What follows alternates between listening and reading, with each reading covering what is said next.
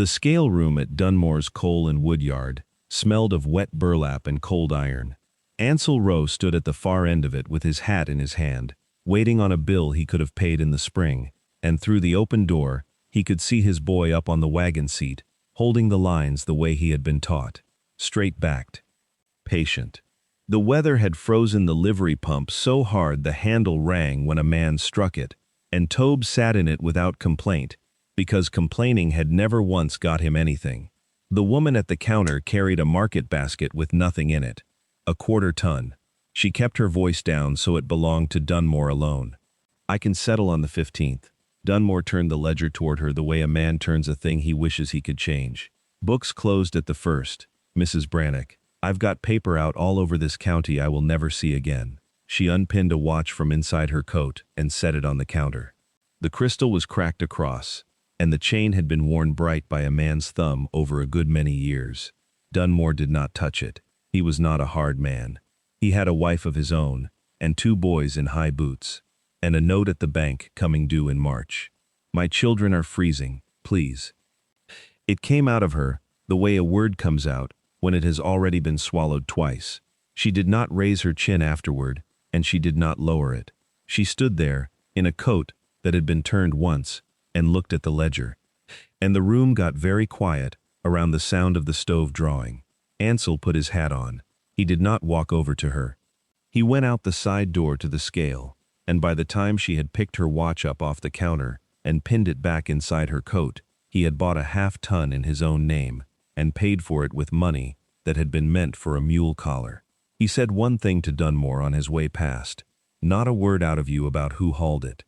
Nell Brannock walked the 6 blocks home to Gantry Street with the empty basket on her arm, working out what she would say to Cora Aldrich about leaving the girls one more night, and turned in at her own gate to find a wagon standing in front of it, with a boy on the seat, and the shed doors open, and coal already halfway to the ceiling, in the good corner where the roof did not leak. The man came out of the shed with the scoop and set it against the wall. She stood at the gate with her hand still on the latch. She had a speech ready for Dunmore about the 15th. She had another one ready for Cora. She had nothing at all for a stranger in a Mackinaw with coal dust in the creases of his knuckles, who would not so much as look up at her while he closed the shed doors. "I have no way to pay you for that. I didn't ask you for pay." He knocked the doors to and dropped the bar. "I've got a proposition, and you'd be doing me the favor, so you can hear it out without owing me anything." He told it plainly, standing in the road, the way a man reads terms off a card. He farmed and freighted 4 miles out on the Elm Creek Road. His wife had been 2 years dead. He had 4 hogs and a beef to kill inside the month, and no woman on the place to see to any of it. And the year before he had done it himself, and lost the better part of 2 hams to sour bone. He wanted somebody through the winter, cooking, the house, the meat. $12 a month, and the back room, which had its own stove, and her girls were part of the terms, and not a thing to be argued over. "You don't know me. I know Ott Brannock, hauled for the elevator, and went through the ice at the ferry crossing a year ago April, and left you a house with a bad roof." He gathered the lines from Tobe. "I know Dunmore closed his books on you, and you asked anyway, in front of me, which cost you more than the coal is worth. That's as much as I need. And if I say no, then the coal's still yours, and I'll go on being short-handed." He got up on the wagon seat. "There's no debt in it either way. I'd take it as a kindness if you'd decide by Thursday, because the weather's fixing to hold and hogs kill best cold." She stood in the road until the wagon turned at the corner.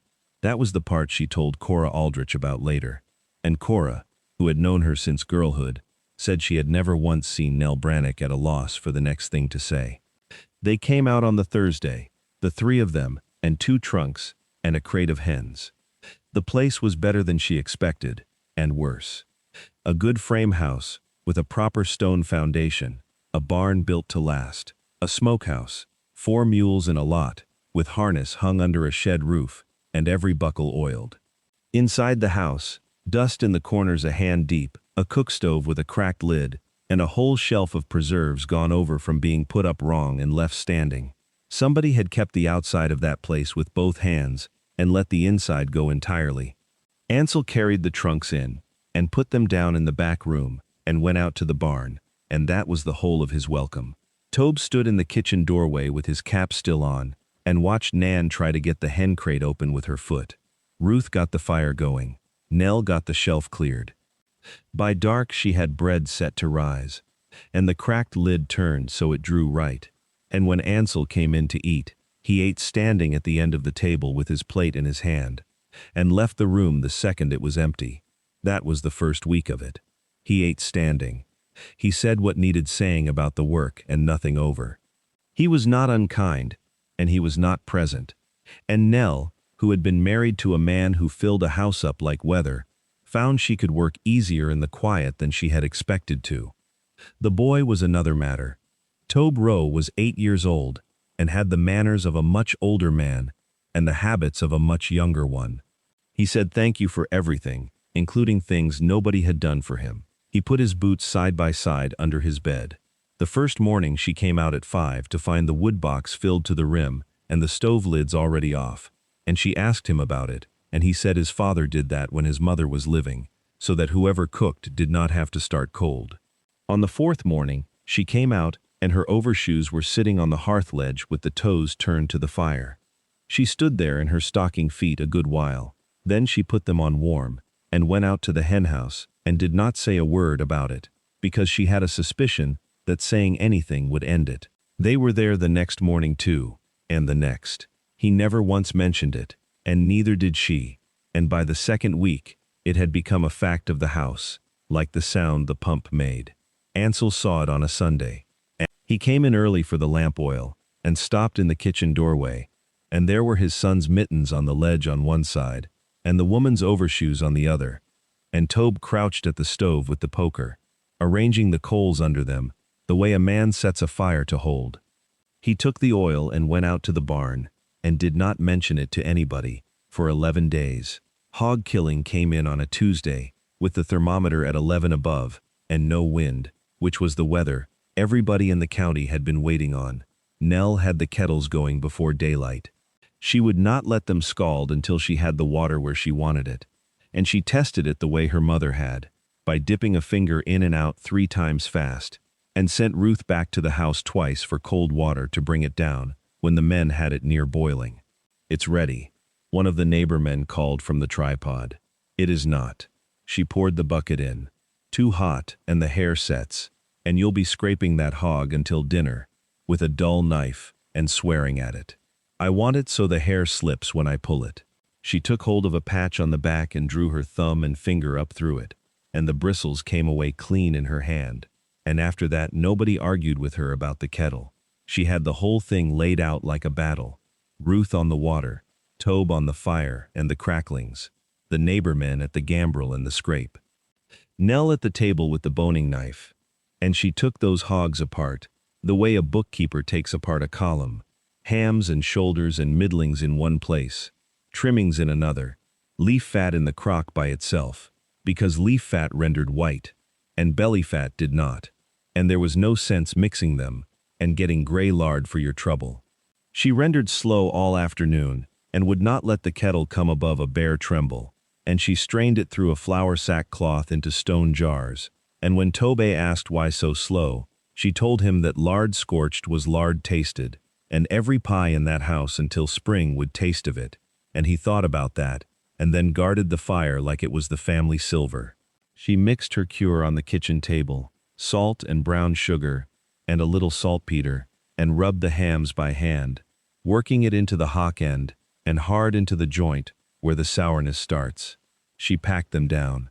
She told Ansel she would overhaul them, unpack and rub and repack the whole lot bottom to top, at the end of the first week, and again at the end of the second, and he said that seemed like a good deal of handling for meat that was only going to hang. "Your hams went sour last year at the bone." He stopped with his hand on the door. "How do you know that?" "Because you told me in the road in front of my gate that you lost the better part of 2, and a ham does not go over at the bone from the weather. It goes over because the cure never struck the joint." She wiped her hands. "Bring me a clean blade, and I will show you the way to know it before it ruins the crop." She showed him the trick her father had used. which was to run a thin, clean knife down the bone at the joint, and draw it out, and smell the steel. And if the steel came out sweet, the meat was sound, and if it came out otherwise, the meat was gone, and no smoke on earth would bring it back. He tried it on the last of the previous year's hanging. He stood in the smokehouse door with the blade in his hand, and the smell of it on him, and Nell watched him understand exactly how much money he had shoveled into the hog lot the previous February. He came in for supper that night, and did not eat standing. He sat down at the end of the table with his boots washed, and let Nan tell him a long story about a hen with no discernible ending, and Ruth watched him out of the side of her eye the whole time, and Tobe sat there with his ears red with the pleasure of it, and did not say anything at all. That was the week the talk started in town. It started small and it started kindly, which is the way of it. A widow living out on a man's place 4 miles from anybody, with no other woman on the ground. Mrs. Aldrich heard it at the mercantile, and put a stop to it twice, and both times it started again behind her, before she was out the door.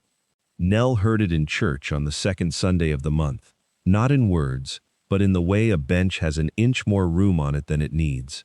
She heard the whole of it from Miss Trewin, the schoolmistress, who was a plain woman with no talent for softening things, and did Nell the courtesy of not trying. They will not say it to you. They will say it about you, until somebody with standing says otherwise. And nobody will. Not in January. Miss Trewin buttoned her coat. I will say this to you, and you may make of it what you like. The boy has come on since October. He was a gray little thing this fall, and now he does his sums out loud and gets them right, and tells everybody in that room how you salt a ham. The letter came the following Thursday, and it was worse than the talk, because there was nothing in it a person could argue with.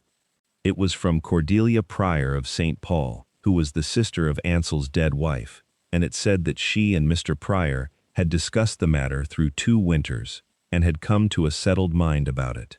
She would arrive on the 11th. She proposed to take Tobe back with her. There were graded schools there, and a room already papered for him, and a woman in the house all the year around. And she wrote that she had loved Ivy better than anything in the world, and could not any longer sleep for thinking of Ivy's boy raised in a house, with the curtains down, and his father gone to Aberdeen, with a wagon, 11 days out of every month. She wrote that she was not accusing anybody of anything. She wrote that a man alone was doing the best a man alone can do. Nell read it over Ansel's shoulder, because he had set it down open on the table, and walked to the window, and stood there with his hands behind him. She's not wrong about the freighting, he said to the glass. No, it's the freighting that keeps the place. Winter hauling is the only money there is between November and seed time. He turned around. You'll want to know if she's wrong about the rest of it. I have not asked you a single thing about your wife, and I am not starting now. Cordelia Pryor arrived on the 11th in a good wool coat, with a valise and a box of oranges for the children, and she was, Nell understood within about 4 minutes, an entirely decent woman. She admired the house. She admired the meat hanging in the smokehouse, and asked intelligent questions about the cure. She took Nan on her lap without being invited to, and Nan let her. She had brought her sister's photograph in a leather case to give to the boy, and when she gave it to him, she cried, and did not make any show of stopping. She laid it out at the kitchen table on the second evening, with the lamp between them, in front of everybody, because she was too honest to do it any other way. She could give him school through the 8th grade and beyond it. She could give him a doctor in the same town. She could give him his mother's people, and his mother's church, and a woman in the house who was not being paid to be there, which she said without any edge on it, and she apologized to Nell in the same breath for having to say it out loud at all. He is welcome for as long as he wants, and I will send him back every summer for the whole of it, she said to Ansel. I am not taking him from you. I am asking you for him. Ansel had his hands flat on the table. He was a long time answering, and Nell, watching him, understood that he was not hunting for an argument. He was hunting for one single thing he could put on the table that would weigh as much as a papered room and a graded school, and he did not have it, and he was too plain a man to pretend that he did. Ask him. He finally got out. Cordelia turned to the boy and asked him kindly and well, the way you would ask a grown person, and gave him leave to take a week over it if he wanted. Tobe got up from the bench and went into the back hall. They could hear him at the hooks where the coats were. He came back with his school slate, the one with the wooden frame and the string on the corner, and he did not hand it to his aunt. He set it down on the table in front of her, faced her way, and put his finger on it, and held it there so nobody could turn it over. There were names on it in his own writing, printed careful, and gone over twice, so they would not rub off. Ansel Rowe, Toba Rowe, Nell Brannock, Ruth, Nan. The spelling was wrong on the third one. It had been wrong since the week before Christmas. That's who lives here. He kept his finger where it was. Miss Trewin had us write our house out at Christmas, and I wrote ours, and I did not have to ask anybody how. I put her in because she was in. If she goes, then it is wrong, and I would have to rub it out. He looked at his aunt with no anger in his face at all, only the flat certainty of a boy explaining a rule. I am not rubbing it out. I'll come at Christmas. Nobody moved. Cordelia Pryor put her hand over her mouth and kept it there. Nan asked, in the enormous whisper of a 4-year-old, whether they were going to have the oranges now. Nell got up and went to the stove and stood with her back to the room and her hand on a cold kettle. And Ruth, who was 9 and understood a great deal more than she was given credit for, went and stood against her mother's skirt. Ansel Rowe reached over and turned the slate a quarter turn so the light fell on it, and read the 5 names, and did not say one word. He was gone before daylight, and he took the boy with him. They came into Millard at 8 in the morning, and drove the wagon straight through town to the lot behind the livery, where Dunmore kept his stock, and by 9, there were 15 men on the corral fence, because in a town that size, a thing like that does not require announcing. He sold the outfit, all of it, the wagon with the red running gear that his father had brought up from Yankton, the 4 mules that everybody in 3 counties knew on sight, the harness, the chain, the spare tongue, the whole freighting concern. That was the only cash money that place made between the first snow and seed time. Dunmore paid him in the road with the bank not yet open, counting it out on the fence rail into his hand. He kept back enough for the year's taxes. The rest he carried across the street to Miss Trewin's boarding house and put on the table in front of her and the 2 members of the school board she had sent for. And it paid the winter term through to the 1st of June, with money left toward a second stove, so that no child in Millard would be turned out in March because the district ran dry, which was what had happened the 2 years previous, and was the plain and honest fact underneath everything his sister-in-law had written in her letter. Then he went back and stood at the corral fence with his hat off, while Dunmore's man led Dutch and Bird out of the lot, and he watched them go around the corner of the livery, and he put his hat back on.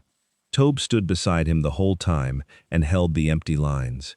Cordelia was on the porch when they got back, with her valise already down beside her, and the stage due at noon. You did not have to do that. You'd have been right about me if I hadn't. He came up the steps. I'm home now the year around. There's school through June, and there'll be school next winter, because I'll haul with a hired team on somebody else's contract, and be back Fridays, or I'll not haul at all. He took her valise up. You come in the summer. Stay the whole of it. He's yours as much as anybody's. She cried again on the porch, and then she went in and helped Nell wrap out a ham for the trip, and told her, at the door, with the frankness of a woman who had lost the argument and did not intend to be small about it, that the boy had not been that sure of anything since he was 6 years old. Ansel found Nell that evening at the smokehouse, overhauling the hams for the 3rd time, repacking them by lamplight with her sleeves pushed back.